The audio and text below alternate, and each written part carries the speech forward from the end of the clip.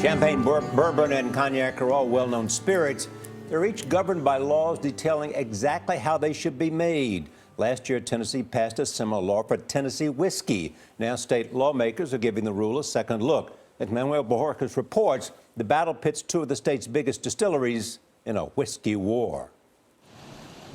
George Dickel is one of Tennessee's oldest distilleries, making whiskey here in the Tennessee countryside since 1877.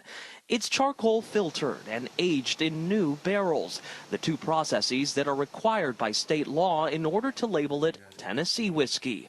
But whether or not companies must use new barrels is at the heart of the current controversy, and the reason George Dickel now says the state's law should never have been passed.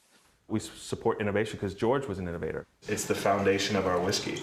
Doug Craigle is the master distiller, aging whiskey using new barrels, the traditional and legal way. But he doesn't think other distilleries should be mandated to do the same.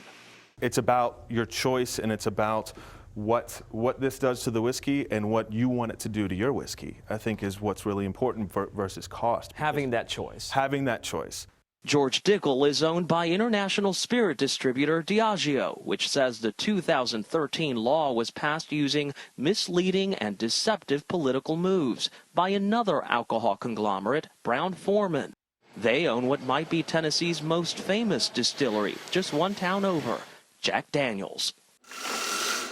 Jeff Arnett is the master distiller here, aging whiskey the same way Jack Daniel's did 150 years ago. He says new barrels give whiskey its distinct color and flavor, and therefore the law should be upheld. We very passionately believe that Tennessee whiskey is something that is worth protecting and defending, and that we need to hold ourselves to a higher standard. And Jack Daniel's is fast becoming a global competitor with Scotch whiskey. Last year, they sold almost 12 million cases of black label Tennessee whiskey.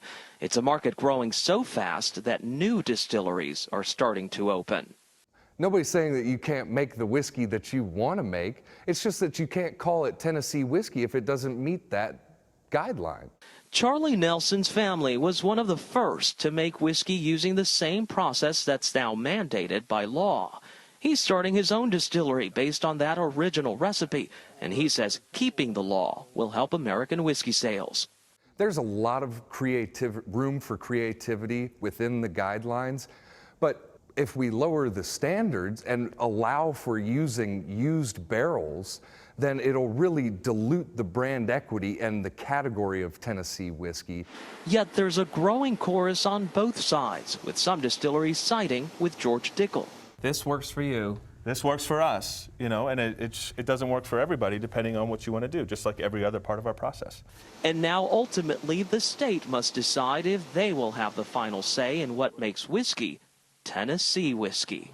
For CBS This Morning, Manuel Bojorquez, Lynchburg, Tennessee. I had no idea whiskey could be so controversial. It That's what I'll all say about tastes that. sweet to me, is all I can say.